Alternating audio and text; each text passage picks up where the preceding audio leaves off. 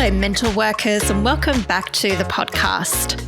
Did you know that social media is a big thing? You've probably heard of it, you've seen it. There's this thing called Facebook and Twitter. I think it's X now, actually. And then Instagram and the TikTok. And, a question I've had to myself is, can I actually have a personality on social media? Like, how much of myself do I have to hide as a psychologist? Does my registration follow me wherever I go? Here to help us unpack these questions is Sahra O'Doherty. Hi, Sahra. Hi, Bronwyn. How are you? I'm well, thank you. How are you going? I am good. I'm ready to get stuck into it. Excellent. Maybe just remind listeners of who you are, Sahra. So I am one of the directors of the Australian Association of Psychologists, and I am also a private practice owner in Sydney. My practice is called Mindscape Psychology. So follow us on the socials. We are at Mindscape Psychology on all of the socials. Excellent. Thank you. Thank you, Sahra.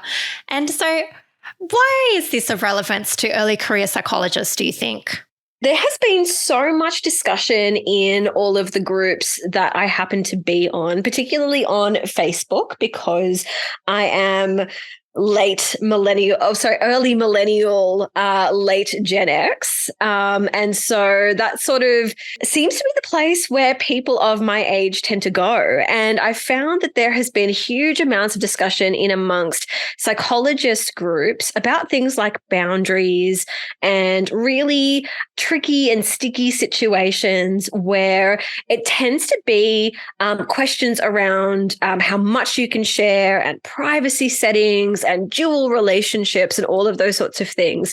So this is definitely a topic that I've encountered quite a bit. What advice have you received about social media, like as a psychologist? Yeah, so very, very early on in my career, I think even before social media became such a big thing, we were basically told, and it was drummed into us, that our registration as a psychologist follows us wherever we go. And so if we were to do things that were outside of the psychology profession, so let's say, for instance, you had a side hustle, or if you were heavily involved in different sorts of activities in different communities, then this would present an issue for you if you weren't careful in navigating boundaries. Because if you were to present as something that wasn't maybe seen as being something of benefit to the psychology community, or presented in any way that could potentially be a detriment to the psychology profession or community, then that would be reflective of who you were in your registration. Okay, so let's say that I'm a psychologist and I have a carpentry side hustle and I make delightful wooden toys for children. That one wouldn't be too bad, right? You wouldn't think so, but I guess it's these sorts of things where, it becomes a bit tricky when we're involved in things like clubs, or even being a parent of children involved in community groups and clubs. I know, for instance, when I've done some work with clients who are polyamorous or in kink communities, non-monogamy communities, and psychologists have disclosed to them that they are also in polyamory communities or in kink communities. I've been aware of reports being made of psychologists potentially overstepping these sorts of boundaries. So where the boundaries apply for things where it can be really tricky, the thinking really behind it was anything needs to be highly protected and boundaried. So the carpentry example that you just mentioned might seem kind of fine or kind of ambiguous, but it's sort of like if a rule applies in one area, then a rule probably needed to apply in all areas. I guess, but that would significantly affect my carpentry business. It absolutely would. Let's say the main way I get that out is through Facebook and social media. Yeah. So I guess, Sahra, the advice that I received around social media during my master's and supervised practice was essentially lock it down. Everything needs to be on privacy settings that are ultra high.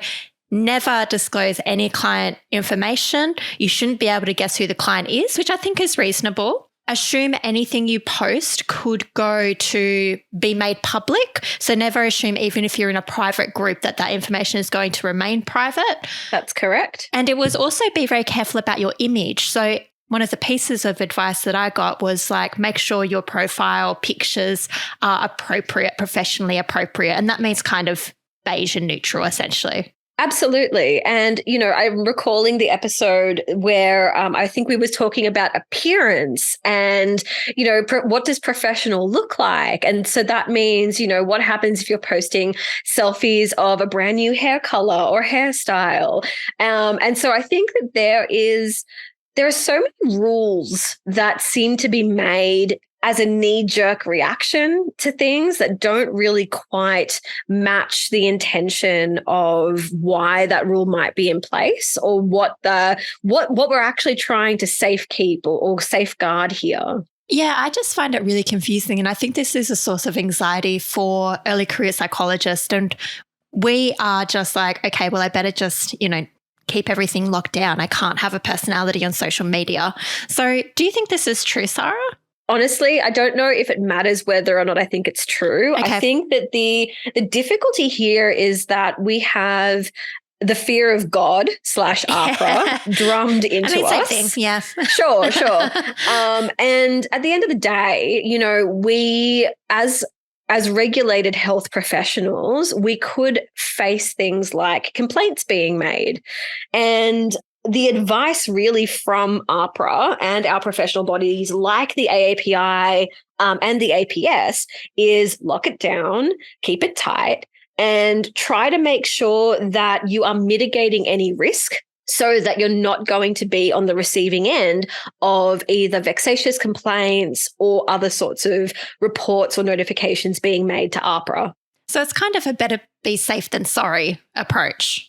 It is a little bit. And at the same time, it does feel like it really limits who we can be and what we can do in terms of what our personality is or what our interests are. So I'll give you an example. We were looking at employing, we're constantly looking at employing at our practice.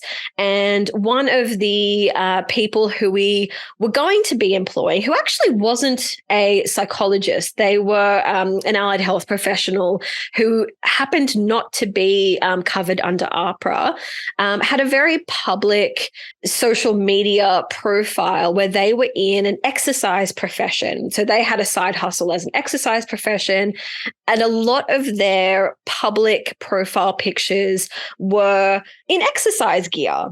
And this was absolutely completely fine in terms of what their professional bodies recommended. However, there were a lot of APRA concerns when we were reviewing it. And so I think that there is a standard, or there is some sort of expectation of what is normal for a psychologist and what might be acceptable in other professions. And that becomes, again, another really tricky line to tread.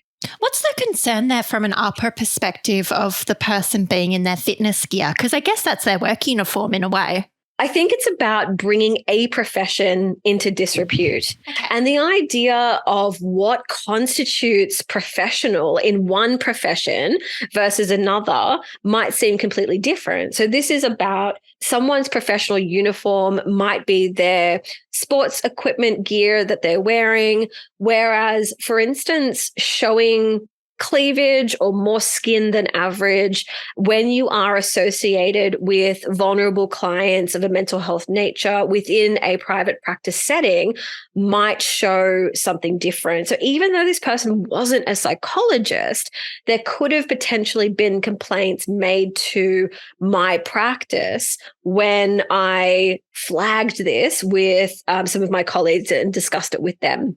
So I'm thinking about that from an ethics perspective, and I'm like, okay, let's say we have a vulnerable client who I guess finds it difficult to understand the nature of the therapeutic relationship, and they think it's more personal than it actually is. And let's say that a person is displaying, I guess, photos which might indicate that maybe they enjoy the sexualized nature of their body or anything like that, whatever, great, good for them.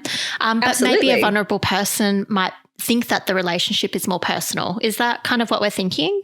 I think so. And the idea that if we were seeing, because I tend to see quite a lot of younger adolescents and young adults in my practice, if they had, for instance, seen any of these pictures or their parents had, and the parents had deemed it inappropriate because this person represents a particular practice or because this person is working within the mental health sphere, then it could be a representation of professionalism or not professionalism within that sphere. And so it is really hard for either a client who might be vulnerable or someone who might be a layperson who doesn't understand the ethics behind it to make those sorts of distinctions. So for me, hearing this as an early career psychologist, I'm just like, wow, this is way too hard then. I'm just going to buckle it down then again. Like, I feel like it comes back to like, I can't do anything on social media, but perhaps I'm being too defeatist. Like, are there areas where it could be appropriate where I don't bring the profession into disrepute? Do you know what? I don't actually know where the answer to that question is. And I think that that's the ultimate difficulty here, Bron, because none of us know. And at the end of the day, none of us are going to know. And the people who actually make these sorts of decisions are not us. So the people who would decide to make a complaint or a vexatious complaint are not us. They would be potentially random members of the public or a client or a family member of a client or a colleague, for instance, and they might make these sorts of complaints. And then it is people who are in that bureaucratic realm of AAPi who are then going to decide whether or not we fit the standard or not. And I think the difficulty here is it comes back to this fear of God. The idea is play it safe. And I'm not okay with that. I'm not a fan of this idea of playing it safe. I do think that, and I will always advocate for people being able to express themselves in ways that they want to. And psychologists are human. We're allowed to have hobbies and interests and post selfies in, a beach location and you might be wearing a swimsuit or whatever it is, right? And I think that there are these archaic judgment calls that are being made that dehumanize us and box us into some sort of this professional box that we're not allowed to escape from. So I don't think I have an answer to your question. And I think that the question itself is the aggravating bit here. And so I think that we just need to be continuing to have these sorts of conversations and figure out what are the boundaries and let's keep pushing them. I agree, because it does sound like the boundaries are too tight knit. So it's like if someone even gets a whiff that this could potentially be seen as breaching client confidentiality, even though you haven't given any identifying details, it's generic Mr. X off the street. I guess if someone made a complaint about that, it just seems like it's very, very narrow, and that's what makes us very scared. And there's this uncertainty about what is complainable versus not. And really they can put in a complaint and then we have to be subject to that. Absolutely. And I actually think it's not that the boundaries end up being too tight, but in my view, it's because the rules are too vague. Okay. There's not enough clarity in the rules. If there was a standardized, dress code, and people were saying, you couldn't wear a certain thing whilst doing your job, or I wouldn't like that because that sounds horrific, but at least then you would know what the rule is. At the moment, it is interpretable by anyone, and anyone can say, this is what I think you have done to breach this really vague idea of bringing the profession into disrepute. I agree, because I am looking at the AAPi policy on social media. So it's how to meet your obligations under national law. And there are 1, 2, 3, 4, 5, 6, 7, 8 examples. Now, they're pretty good examples, but I don't think they cover the breadth of what we need to see examples of, particularly psychologists. So there's no example with a psychologist, for instance, in any of these examples. There's a few nurses, a few Chinese medical practitioner, but I guess you could apply it to a psychologist, but there's nothing really specific. And I agree that adds to the vagueness of it. And I think also that psychologists, we're in such a unique position because we do develop really quite intimate and close and long-term, often, relationships with our clients. We have this very deep connection often with our clients. And as we know, rapport is such a massive part of the therapy that we do. And so what that means is we are going to be privy to a lot of that person's life.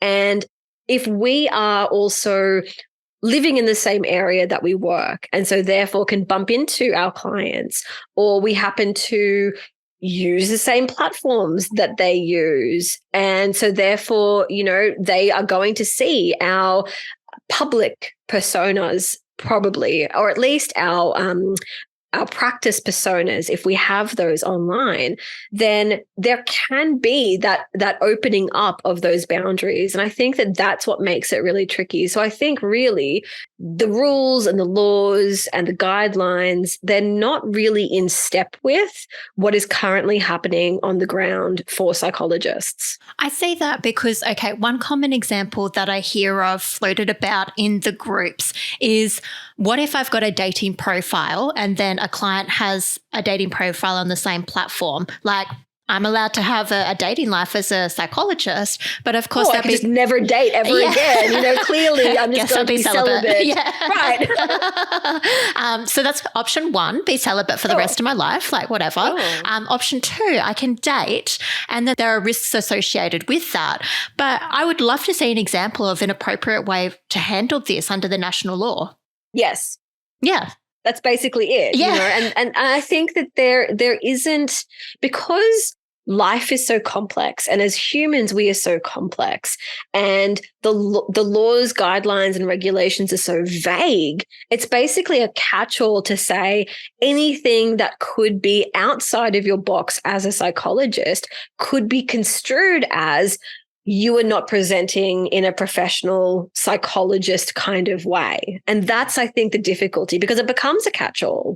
So what do we think of? There's been a rise in like TikTok therapists, and some of them I'm aware of therapists that aren't regulated by a body. But what would we think of psychologists who wanted to be a TikTok therapist? Would that be cool or not? Honestly, I think that there are, and I'm personally very risk averse. Yeah, I know that sounds really odd because I'm a very out there kind of person, but at the end of the day, I like knowing what the rules are.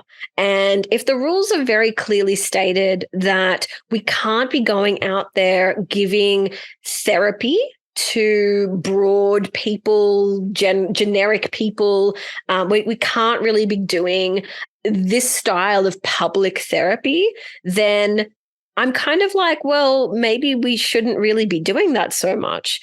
On the other hand, though, I think that there are so many really wonderful accounts of Instagram therapists and TikTok therapists who really do stick within the guidelines and in their ethical bounds. And I think that there are definitely a lot of really good examples. The problem is with these sort of social media platforms is that it's really hard to discern who is who and what is what. If I was a consumer, I'd be so confused. Exactly.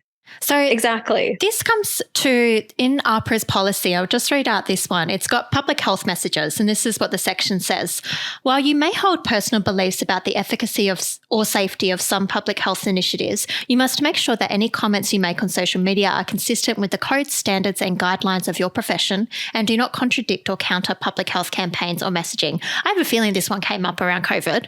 This was a big one around COVID. Yeah. But I feel like this could also apply to psychologists who get into the TikTok or the Instagram. It's like, make sure that you've read the codes and standards, make sure that what you're saying is evidence-based and not contrary to public health messaging. Is that about it? Basically. And I think that there are Again, there's a range of ways of going about doing this. I think that one of the really great examples I can think of is Dr. Christy Summer, who is up in Queensland. And she has a PhD in, I think it's perinatal or early childhood development. And she's constantly talking about, this wonderful new research, all of the things that she talks about is really evidence-based. She quotes studies in her Instagram reels. Everything comes back to being evidence-based and about that public health promotion that she's really interested in. But I think that there would be, again, a bit of a crossover between what is her role as a professional and also an Instagram reel where she's doing this, but she's also, folding her kids' washing. Or, it's TikToks that are filmed within private spaces within the home.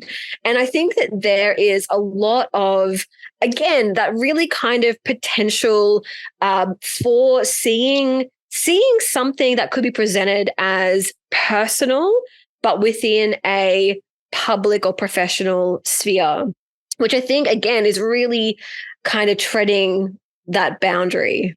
Yeah, I see what you're saying there. So with early career psychs who really do want to have a personality, I mean, like for early career psychs, like social media, if you think of like millennials and Gen Zers, it's just part of life. Part of life. Yeah. And so what are we recommending for them to do? Like, are they just going to lock everything down or do they get advice? I wish I had an answer. One of the things that I think is really beneficial that I've had to do that I think is a really important thing for me personally is all of my personal social media stuff is locked down. So I'm really, really super choosy about what kinds of stuff I make public and how I enter into online spaces. So if I'm entering into online groups, I'm a moderator on a Psychologist's Facebook group. I'm also a fairly public figure as part of the AAPi. When I'm entering into public spaces, including online spaces, I think there needs to be a really deliberate and conscious choice about how you're presenting and what you're presenting. And there are also some things that I think are just, for me, they're sacred. I'm not going to publicly post images of my kids or names of my kids, for instance. I work 2 suburbs away from where I live. So there's a lot of crossover and potential crossover with where I live and where I go about my day and where my clients live and where they go about their days. And so when I'm choosing what to disclose, and you have to be super choosy about what you disclose, it really has to be for a purpose. And I think I've carried that over generally pretty successfully, I think, into my online world. Okay. So you feel like you're navigating this pretty well now? I think so, but I think it comes back to that rule of, if you're in session, I know, when you talk about things like self-disclosure in session, which is another really tricky topic to talk about, it really has to be about why you're choosing to disclose these sorts of things. And is it beneficial or therapeutically necessary? Is it clinically necessary within that session? And is it for the purposes of supporting that client, or are you just wanting to self-disclose for the purposes of self-disclosing? And I think if you take that rule outside of the therapy space and into online spaces, again, it's about self-disclosure. Whenever we're putting anything online, it is really about self-disclosure. What is the purposes of putting it out there? Who is likely to see it? And what would be the repercussions of potential audience members who I might not want to see that or know that information about me? So we really are carrying, I see it as like a heavy burden actually of being psychologists in public spaces and having to foresee the potential consequences of our actions on the profession and on ourselves and how that might be perceived by clients. Yes. Yeah. It's a heavy burden. And I don't think that there is any 2 ways about this. I know that, we had also planned on talking about how to kind of make it fun and be able to, do this successfully. And I think, look, at the end of the day, we do have to acknowledge that we are within a system that isn't set up to protect or benefit psychologists. We're in a system that is set up to protect and benefit clients. Yes. And that's absolutely fine when you think about proper health complaints that could be made against us. But at the end of the day, it also diminishes our ability to be human.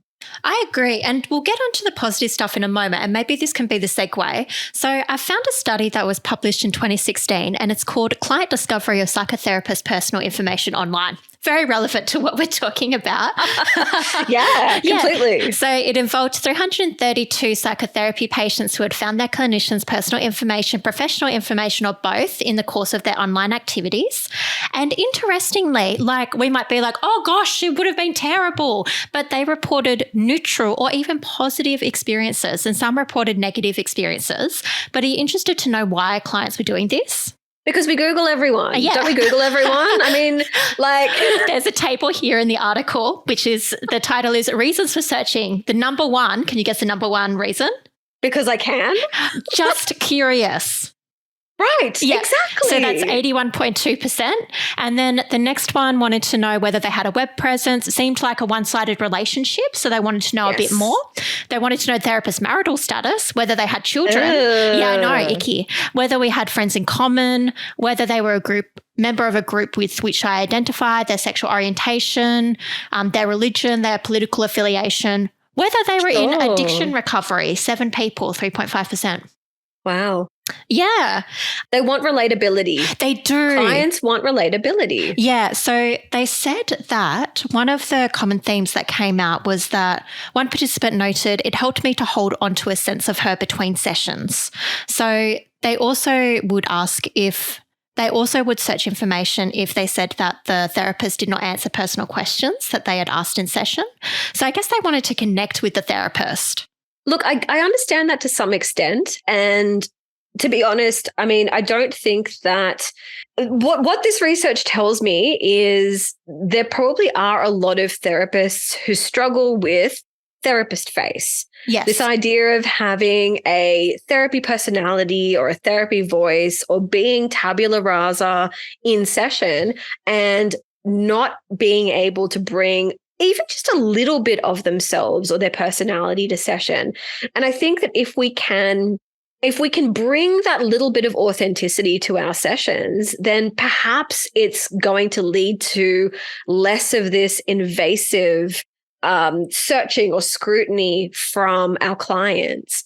Having said that, though, I mean, I did very early on in my career have a little bit of a stalker issue with an ex-client, which was not fun.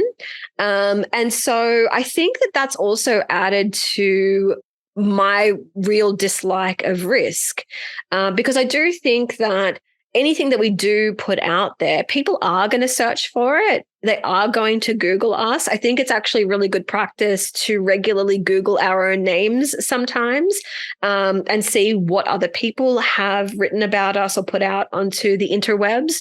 And so there are from the receiving end of it, it's not a pleasant experience.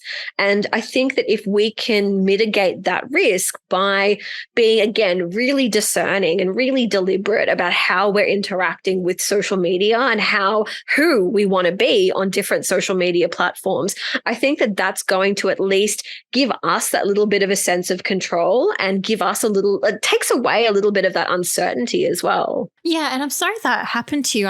It makes a lot of sense why you would have that risk adversity now. But I guess we are all at risk of that. And that is just the reality of our profession. I've spoken to lots of other psychologists who have had similar experiences and actually worse experiences than what I had. And I think at the end of the day, all that we can end up doing is managing our own boundaries. We can't help what other people do. Like, other people are going to make their own decisions and they are going to be choosing to do whatever it is that they want to be doing.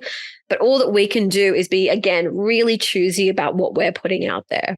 Well, this comes to how we can do this well potentially. So I'm not saying that I do it well, but this is how I've been handling it, because with the Mental Work podcast, I've got a public page that I post on. It's not completely non-professional, but it's a bit more than the tabula rasa, I guess. And I do talk about myself in the podcast. So I haven't actually shared it with my clients. I'm not like, welcome to your first session. Did you know I run a podcast? Right, yes. Yeah. Great opener. So no, I don't say that to them. But I had one client who looked me up out of curiosity. They noticed the podcast, and then I asked them if they had any positive, negative, or any feedback that they wanted to give me, and they were actually confused by the question. I was like, yeah, sometimes people look stuff up and they can, it can be a bit negative. So, just wondering how that landed for you. So I'm of the view now that if clients bring it to me, I'm not going to be like, oh God, and like have a vomit reaction in my mouth. I'm going to be like, how did this land for you? Let's talk about this. Do you feel like you're insecure about our relationship and that I'm not giving you enough here? What's that like in your other relationships? Blah, blah, blah. So that's how I handle it. Yeah. I like that because it feels like you're validating, firstly, the fact that they need to have that sense of connection and that it shouldn't really to a large extent, it's always going to be one-sided, but they still need to be reassured that there's a human on the other side of things, right? And so I think that there is definitely benefit in being open and asking for that sort of feedback. I have no issue now in, where I am in my career at the moment, being able to ask for that sort of feedback.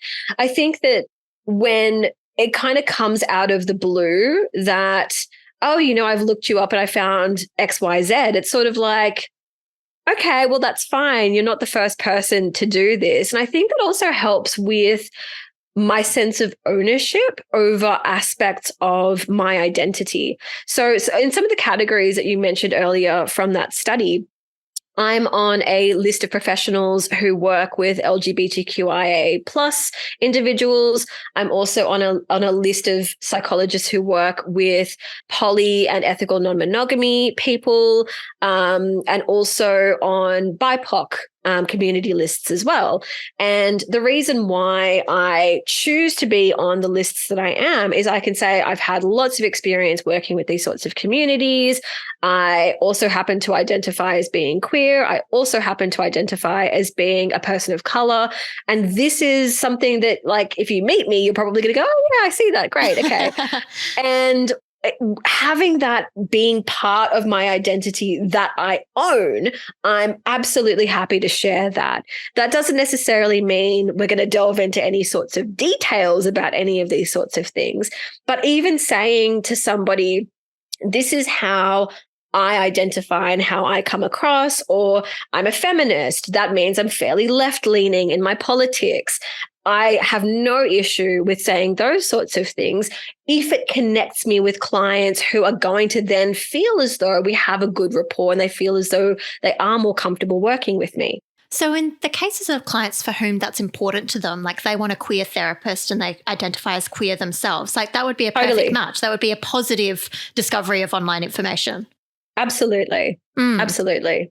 I was curious, Sahra, as you were talking about one of the things that I know that you do quite a bit is like you've appeared on television and national programs in the newspaper. And I'm wondering, has anybody ever brought this up to you? And if so, how would you handle it? Or if they haven't brought it up to you, how would you? I've had lots of people bring it up because Mindscape, my practice, we share all of these sorts of things on our socials. I'm fairly fine with sharing all of these sorts of things on the website, all of those sorts of things. And I guess it's kind of neither here nor there. I think maybe early on when people would come to me and say, oh, I heard you talk about this particular topic and I really engaged with it. I'm really glad that you spoke about it. I'd be like, great, that's wonderful. So tell me a little bit more about, again, like you were saying, how did that land for you? How does that sit with you? And I think that being able to put it back to the client who's sitting in front of me and the therapeutic relationship that I have with them, it's not about me at the end of the day, right? As the therapist, it's not about me. It's kind of like, yeah, that's cool. I'm glad that you saw it. What did you think? How is that relevant for you? How did that land with you? How does that sit with you? If I put it back onto them, it's kind of fine. Yeah, it is. And then it becomes something for us to discuss. And I might be like, it made me feel really uncomfortable when I noticed this view that you had. Let's talk about that. That's great stuff to unpack. Absolutely. Yeah. What does it feel like to know that I share a different view to you? Yeah, I've actually never encountered that because I really do get to work with a lot of the clients who I enjoy working with. But yeah, I can imagine that if I did have, I'm thinking back to, pre-pandemic, and I had a really interesting client who also happened to be a Trump supporter. That became a really interesting topic of conversation, also therapeutically, but just being able for her to say, well, I saw you talk about XYZ and I disagree with them. Like, okay, cool. So how does that affect our relationship? How does that affect your therapy? And she was like, it's fine. It doesn't bother me. I'm like, great. Okay, cool. But glad you checked. Let's move on. Yeah. Yeah. Exactly. So Sahra, let's move on to how psychs can navigate the concerns associated with social media. So I guess maintaining professional boundaries, not breaching client confidentiality, being aware and culturally competent, not going contrary to public health messaging and not advertising. How can they navigate these concerns whilst maximizing the pros of social media? Oh my gosh. So that's a lot. Yeah, it is. Sorry. Let's start from the beginning. I think that first of all, we need to understand that as health professionals, we actually bear quite a lot of influence and we bear a lot of responsibility for the well-being of sometimes very, very vulnerable individuals and communities. And I think what that means is when we do have lives and we need to have lives outside of our jobs, we are going to potentially influence or impact on people around us just by virtue of the status of our profession. And that is something that we do need to be keeping in mind when we, again, very consciously decide how we're going to come across in particular spaces.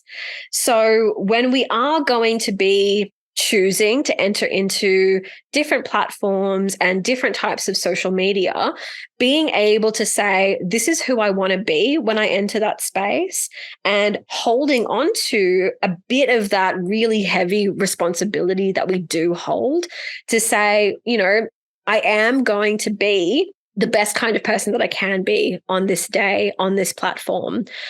And I think that is often really unnatural because sometimes we just want to, make a really quick Instagram reel and vent about a shitty experience in a restaurant. Yeah, totally. Right. But is that then going to reach the wrong people and potentially open us up to other risks that other people in other professions don't have to confront? Yeah, I think it comes back to it being a heavy responsibility, but an important one, and something that I've learned over the years of being an early career psych. Like the first time I recommended a book for my client and came back and they were like, I bought it and I've read it the next session. I was like, oh crap, like somebody listened to what I said. Like, bless. Yeah. But it's like, you don't realize the influence that you have. And it's like, I'll say stuff and clients will do it. And sometimes they don't, but when they do, I'm like, oh, Jesus Christ. Wow. Yeah. And so I do have a lot of influence, and it's wielding that power and influence in a good way. So for example, I posted on a health insurer Facebook page once because one of the things that really gripes me in just terms of social issues is that the oral contraceptive, it's only PBS subsidized for contraceptive purposes, but women who experience endo or PMDD, so premenstrual dysphoric disorder, they have to have specific pills that help with their hormones. And these pills can cost about $100 and they're not subsidized. So it's ridiculous. And so I would really love the the PBS subsidy to be expanded towards these conditions, these recognised conditions where different sorts of pills help and they're not just for contraceptive purposes. And so I wrote something on a health insurance provider's Facebook page about that. And I was very careful with if somebody came across this, would I be proud of this? And it took a while, but I felt like it was important to say it. And I felt like if somebody looked upon this, I wouldn't bring the profession into disrepute. And I think that what you just said there about would I be proud of it is really just a general rule that we should all be doing anyway when we're engaging on social media, right? We don't want to be contributing to online pile-ons of particular individuals or topics, right? We don't need to be getting into Facebook comment section arguments. No, we don't. I've got to say, I'm totally guilty of, previously. We all are, Sarah. I've really, really tried hard to not recently, but I guess it's kind of that thing of, do I need to be contributing to this or can I just tap out? Can I walk on by? And if I'm going to write a comment, I might reread the comment. I might go, you know what, just select all delete. Or if I do want to post it, is it something that I would be proud of if someone who I loved or care about or respected saw it? Or would I be proud of it if a client saw it? And I just come back to the comment that you posted. I think advocacy is so important. We are going to want to advocate for stuff that is important to us, that means something to us, and that can help various social causes or health causes. And I think that we do need to be able to advocate. But just on that as well, did you know that there was a rule that said that psychologists are not allowed to partake in active protests? No, I did not. Yeah. Okay. So apparently, if we were to have placards saying that we protested a particular thing, then that could result in a notification or a complaint through AAPi. So we are not allowed to picket. You know what I mean? And so this is where it becomes a really, really challenging thing, because if we aren't allowed to protest, if we don't as psychologists have the right to protest, then do we have the right to advocate? And then stepping further back, do we have a right to even exist in the world or on social media platforms? Wow. I didn't know that.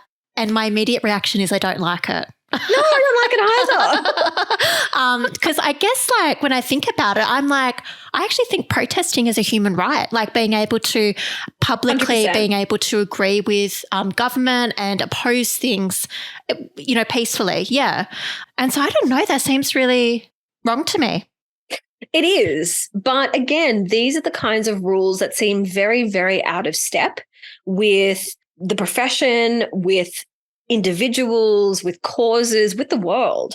So other healthcare organizations, for instance, nurses, are able to protest because they're unionized. We're not unionized. There is no such thing as a psychology union.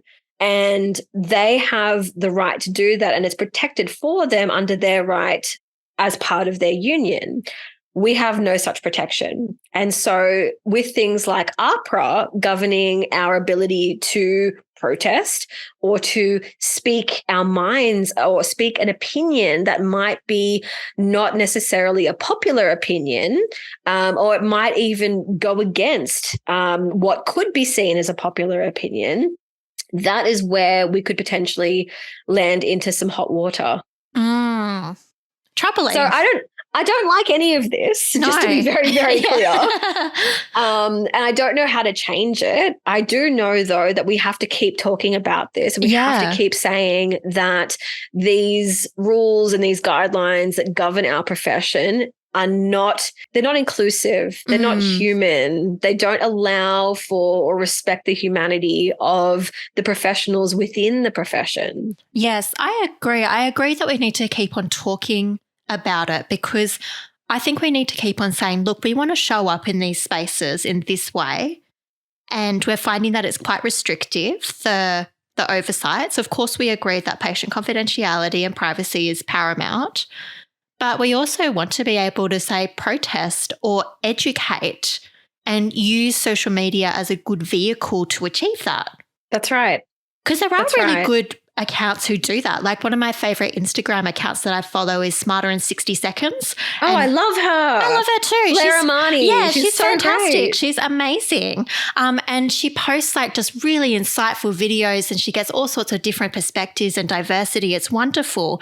But I just wonder, if she was a psychologist, would she be on the receiving end of a notification because she's espousing things that are a little too left field? Look, probably. And I think that it's interesting the way that our profession is progressing, because there very much is a sense of, what is the progressive future nature of what our profession could be, and the different viewpoints, and moving away from traditional mechanisms or systems within psychology. And on the other hand, there is definitely a push to lock it all down. There is this idea of conformity and, bringing everything back to evidence-based, gold standard, XYZ. And that framework doesn't allow for progress and expansion. I just want some humanness, just a little bit.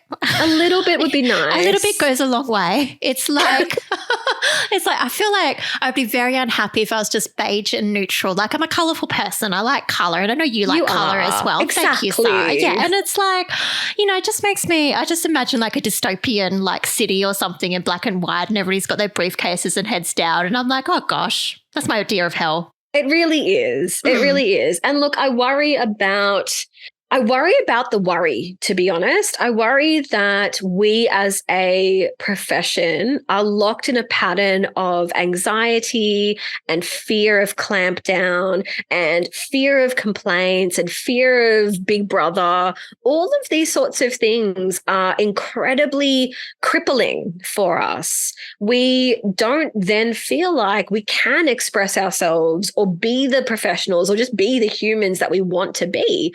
And that feels not like the kind of profession that I want to keep advocating for, and the kind of profession that I want to keep working in, for the next 20 probably plus years. Same. And something that I recently just was discussing with my supervisor, and that they told me, was that something along the lines of like, Bronwyn, when we make ethical decisions from a place of anxiety rather than, I guess, clinical reasoning, we're at risk of making poorer decisions. So I think it's true that we are a profession, I think, plagued by fear and anxiety about, APRA and about these complaints and how we're going to stick in these rules. And I think it can lead to anxiety-based decision-making, which could potentially lead to poorer outcomes for ourselves and for our clients.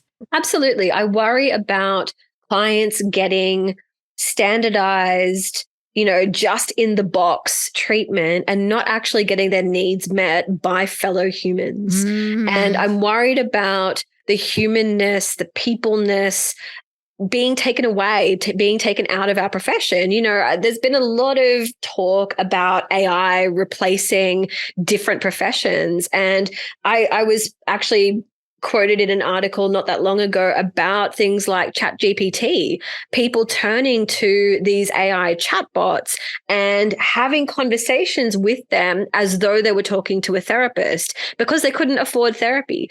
Now, this is absolutely devastating, right? Yeah. And so being able to say, no, the thing that differentiates going to see a therapist from talking to an online chatbot is the fact that you're connecting with another human. And that connection with another human is paramount to everything that we do. It is central to everything that we do. So if we take that away, what's the point, really? I mean, 100%, just basic Rogerian principles. It's like the genuineness, the authenticity. These are the things that clients come back to us for. Exactly. They don't come back because you made a beautiful verbal spiel or something. It's no, like they didn't come back because I challenged their thoughts so well. Yeah. I loved that CBT strat you did last time, Sahra. That was a really good reframe, Bronwyn. Never heard it. It's like the feedback that I do get from my clients is like, I feel like you care about me. You care about my needs. Exactly. And you show up for me. Exactly. And how can we show up for our clients if we're not showing up for ourselves? And that also means, can we engage with our passions outside of the therapy space? Can we be a whole human person? And you know what? Be able to share that with friends or family or people that we care about on our social medias. That's a really tricky question. I would like to see that in the future. Maybe I will want to start a carpentry business and build delightful wooden toys for children. I think you should. And if I want to do that, I want to promote it on the socials. That's the thing. Yeah. I mean, I started a side hustle, which I actually called the jewelry side hustle. Yeah, my jewelry. Yeah, I love it. There's no connection to me, and there's no connection to pictures of me, or it can't be linked back to me in any way. And that was the kind of decision that I made that kind of went, I have to do this out of self-protection. I have to do this out of mitigating risk. Yeah. And so I think that is unfortunately the kind of line that we have to keep treading. I agree. You've given me a lot to think about, Sahra. I think this has been like a conversation. We've given some practical tips, but it's really just been quite thought-provoking. And I think this is a space to watch in the future. What do you think? I think so too. And as we're actually talking, I'm thinking about the AAPi conference that's going to be coming up in March of next year. Stoked. And so stoked. Oh my gosh, I'm so excited. First inaugural conference.